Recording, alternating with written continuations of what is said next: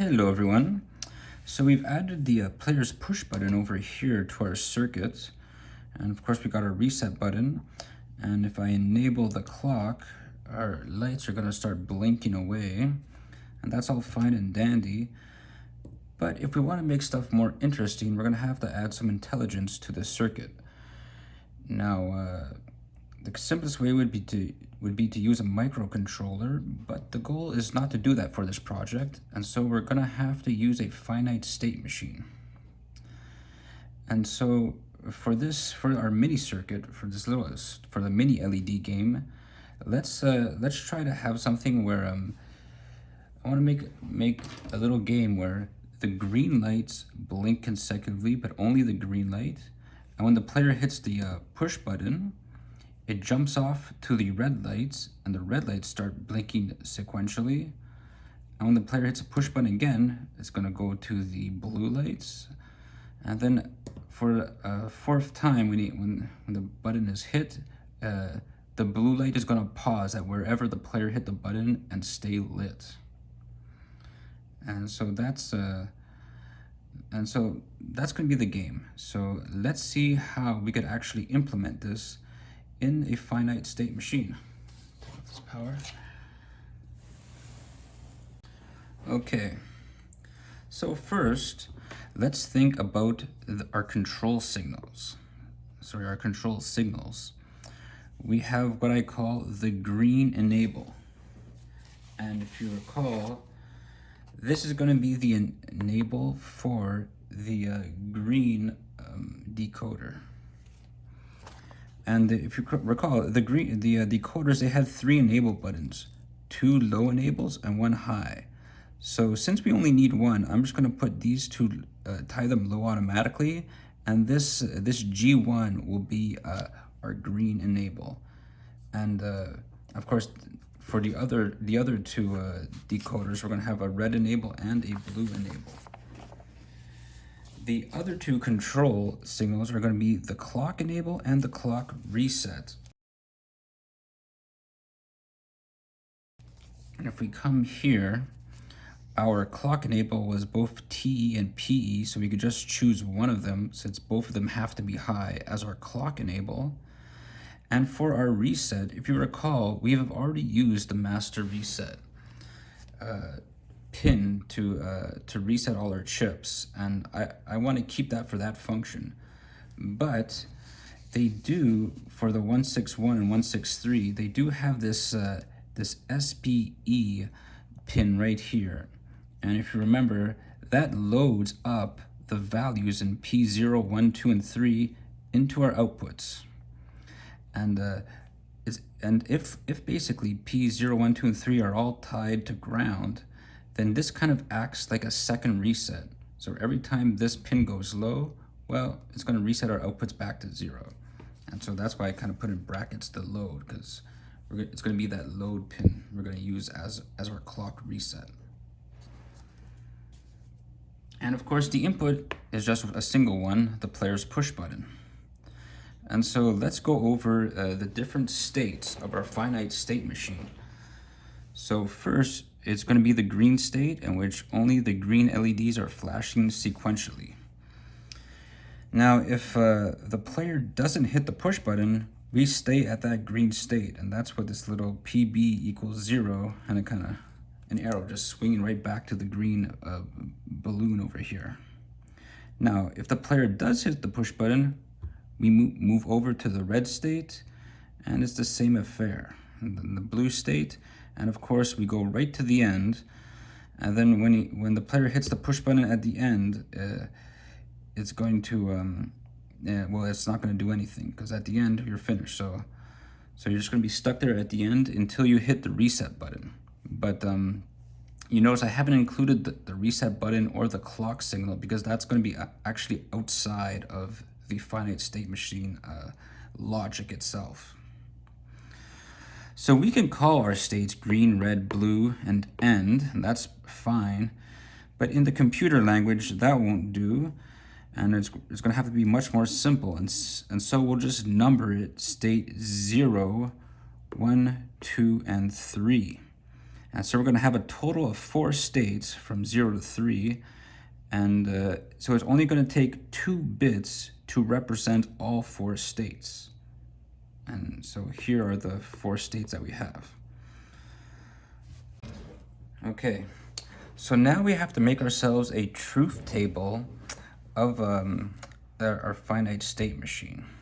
And so I have our inputs here, and our inputs are the push button and also the current state of the finite state machine. So I got y1 and y0. And our outputs, they're going to be all our control signals right here: green enable, red enable, blue enable, clock enable, clock reset, which is active low. So I put a bar over that, so we know that when this guy goes 0, he's reset.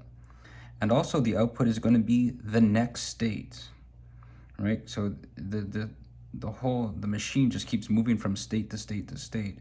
And so we got to know what's our current state and what our next state is going to be. So let's methodically go through this.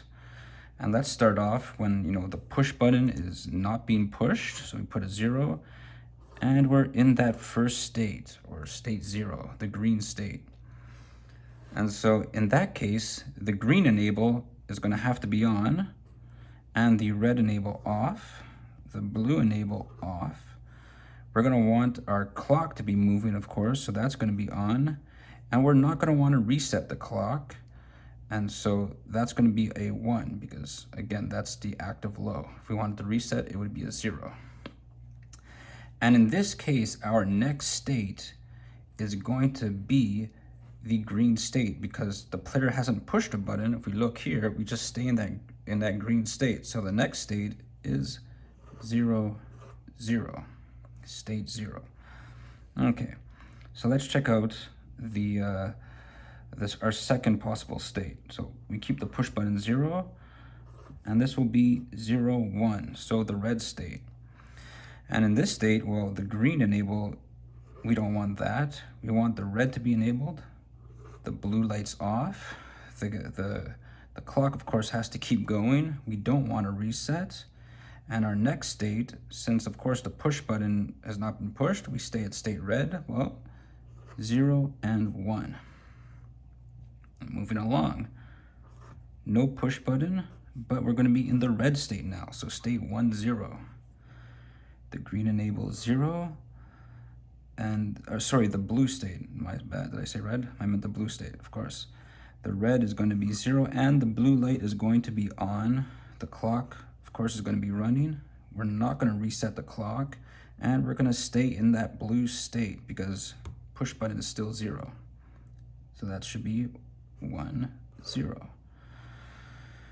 All right, now let's just continue on with the push button at 0, and we're in the end state, so 1, 1. Well, all of these lights, the green light is going to be off, the red light is going to be off, but the blue light we want to keep on, because when the player hits on the blue LED, we want to see where he hit it on. And so we keep this guy as 1. And also the clock enable is going to be off too. Let me just double check my notes to make sure I'm not making a mistake. And that is correct. 0.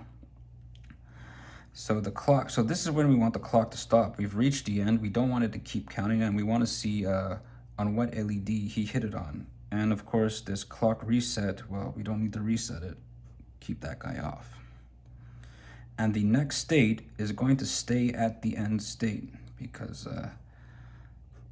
that's what we've decided it to do. No matter if the push button is 0 or 1, he just stays there. That's what the little X is for. Okay, now let's consider these same 4 cases, but when the player does activate the push button. So here we're gonna have 1, 0, 0 for the green state when the push button is hit. So in this state, the green light is still going to be on because he's still in the green mode here. He's about to go to the red state, but not quite yet. So we keep that as 1. The red lights are going to be off. The blue light off. The count enable, well, that's still going to be going. And now the chip resets. When we move from the green LEDs to the red LEDs, we want to start at the bottom of the red LED. We don't want to start kind of in the middle wherever you happen to hit it on the green. So we want to reset our clock. And for that, we're going to have to put it down low. And so it's going to be, 0 here because it's an active low. And the next state is going to be our red state, of course. We're going from green to red. And so that is state 0, 1. And we put a 0 and a 1 down here. Okay, moving on. 1, 0, 1. Sorry, I fell off the screen on the end of that video there. So let me review the last 3 states. So we have the, we're in the red state when the push button is being pressed. So if we come here, our green enable is going to be off. The red light is going to be on. The blue light is off. Our clock is going to keep counting. And we're not going to want to reset it.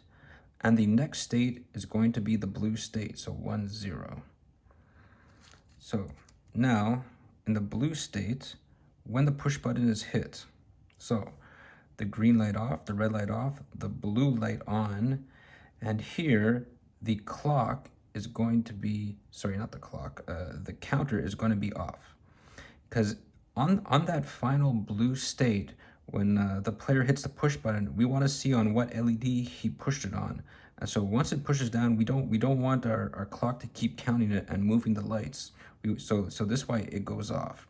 And of course we don't want to reset the clock neither, because we want to see what LED the player hit it on.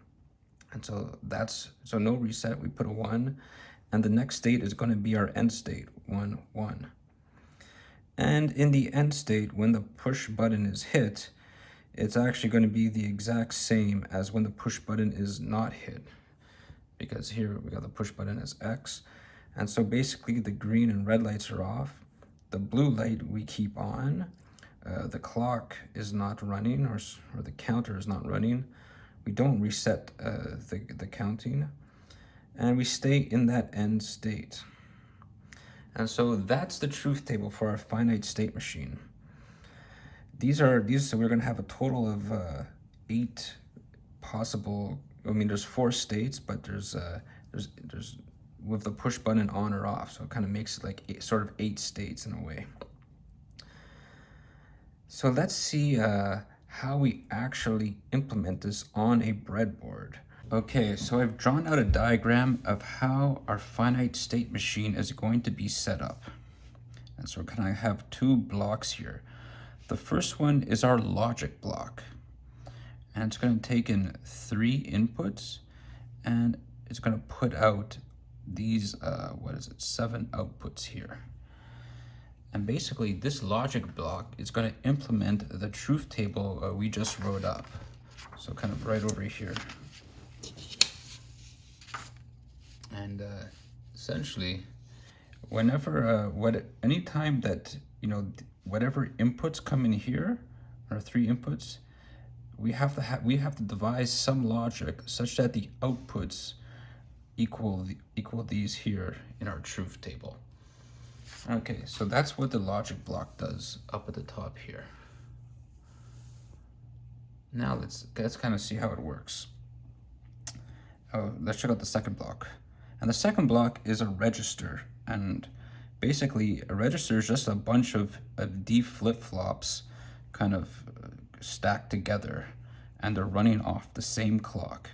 And it also has like a clear button here, which we're going to attach to our reset button. So whenever we want to clear these registers and basically put all the Qs to 0, we just push our reset button and these Qs go to 0. Now notice that the outputs of our register, the Qs, they come in here and they go to Y0 and Y1, basically, which is our current state. So these 2 bits control our current state, and these are the outputs. And the logic block takes the current state plus the push button, sends our control signals out to our circuit, but also the next state. and the next state comes back to the inputs of the register, and they just sit there.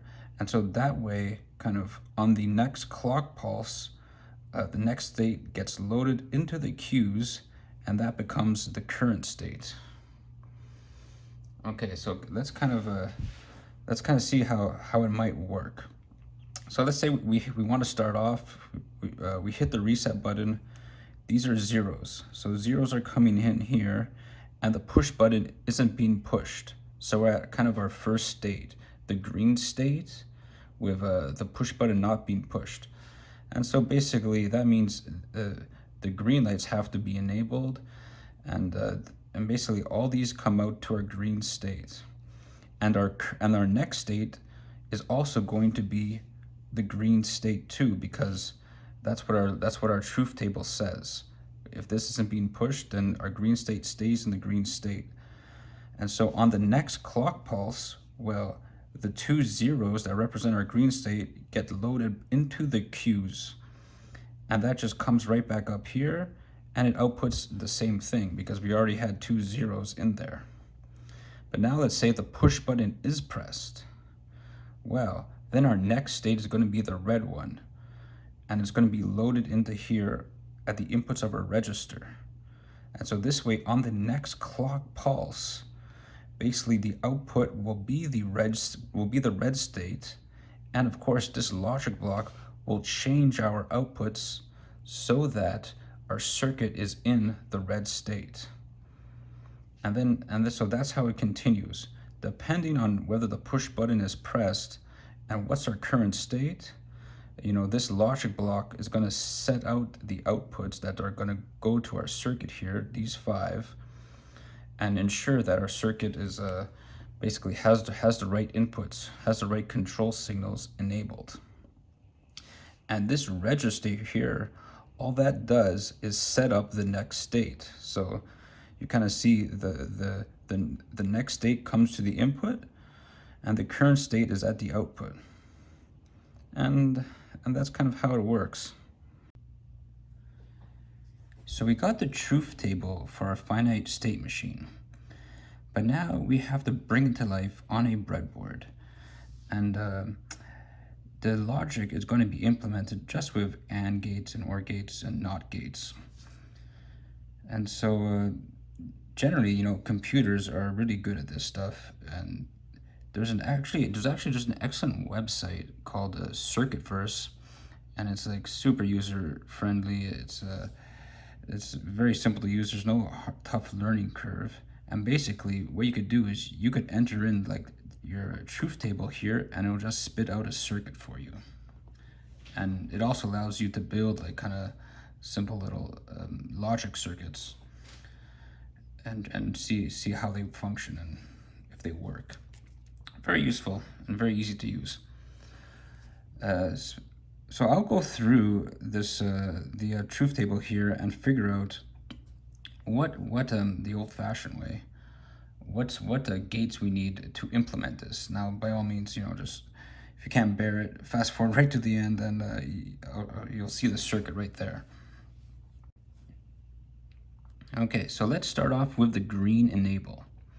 And we notice that it's a 1 only on 2 occasions, and the rest it's 0. And in these 2 spots, it also happens that Y1 and Y0 both happen to be 0. And so we could write our green enable here equals Y1 bar, Y0 bar. And so basically when this is a 0, well, the bar is going to make it a 1. And when this is 0, the bar is going to make it a 1, and you AND them together and you get 1. Any other time, either one of these is a 1, well, the bar is going to make it a 0, and you AND it with, doesn't matter what you AND it with, it's going to be a 0. And so this will do it. And so we'll need 2 NOT gates to not both to invert both Y1 and Y0, and also an AND gate. And we could also kind of use De Morgan's theorem, and this would basically be Y1 or Y0, and all of that inverted. So 1 OR gate and 1 NOT gate. Okay, let's go on. Red enable. Again, we look down, we see, okay, 2 occasions. And what's happening on those 2 occasions? Well, those are the only 2 occasions in which y1 is 0 and y0 is a 1. And so it would be y1 bar and y0. And now for the blue enable, if we look at the blue enable, well, the blue enable is actually equal to y1. And so that's the easiest one of all. We don't need any gates, we just need a piece of wire, and we got our blue enable. Okay, moving on to the counter enable. Now it's going to starts to get a little more tricky here, the counter enables. But if we look at where the counter enable is a 1, we notice that every time y1 is 0, here and here, well, the counter enable is 1. And so we could start off saying y1 bar will give us a counter enable of 1, but we also have to take into effect this part right here, where the y1 is in fact a 1, and so this won't work, so we need more. So we would be or this case, and this case kind of happens to be when, let me see here, when both the push button and the y0 is 0.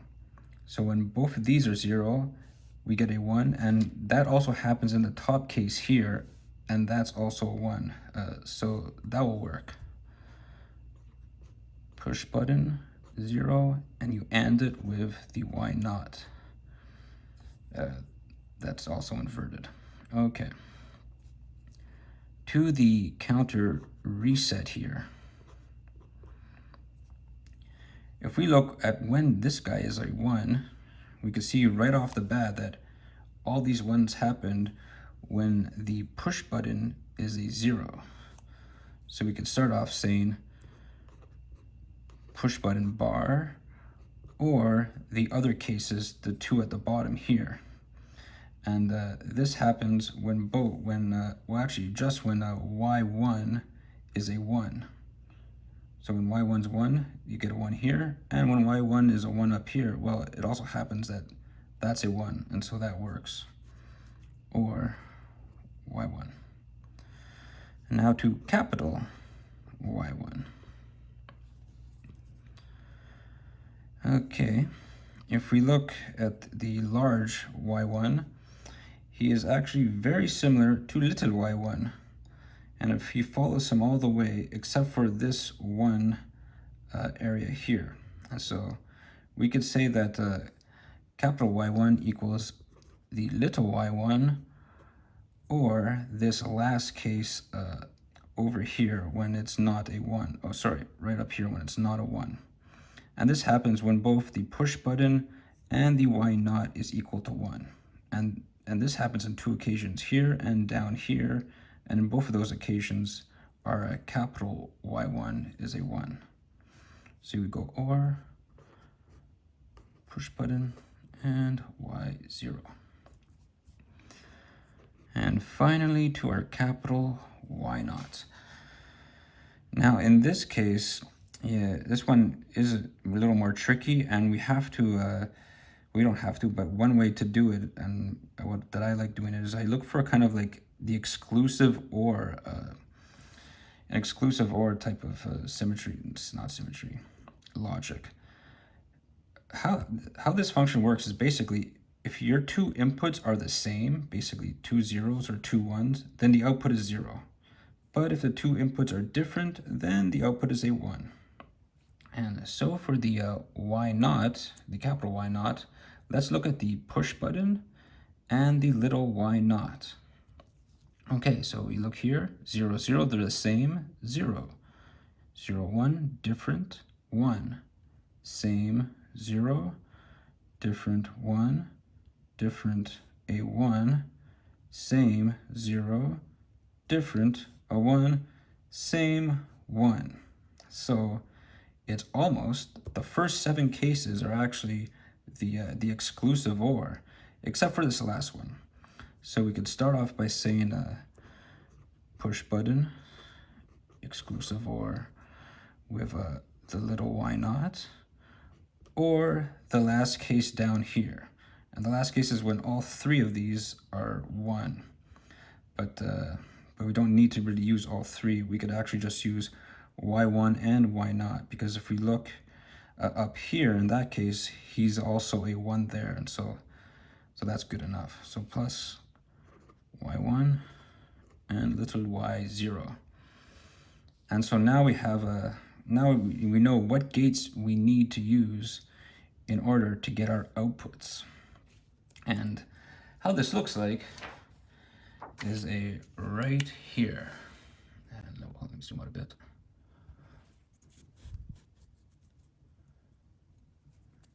And so, okay, so here's the schematic that we would implement for our logic block. And so you'd have to put all these gates together, get all the wires. It's going to be a bit of a mess, and it's super easy to make a mistake doing this kind of circuitry. And again, whenever you're doing this, I would definitely suggest, again, that little Circuitverse website, you could just stick in these gates here and like put in your inputs, and you could check your outputs just to make sure you know, you didn't like make some simple error. I mean, it's the easiest thing to do. Okay, and so overall, how's it going to work? We're going to build this, and this will be our logic block. And our logic block is going to be tied to our register, just like so, with the clock and the reset button. The reset button is going to be important to clear these registers and start off fresh. And for the register, there's the 74HC or HCT 283 or 273 maybe. I gotta double check that. And with that chip, you know, I think it has 8. Yeah, I'm pretty sure it definitely has 8 of these D flip-flops all stacked up in a row. And so that's basically it. That's how we're going to build our finite state machine. And so off to the breadboard.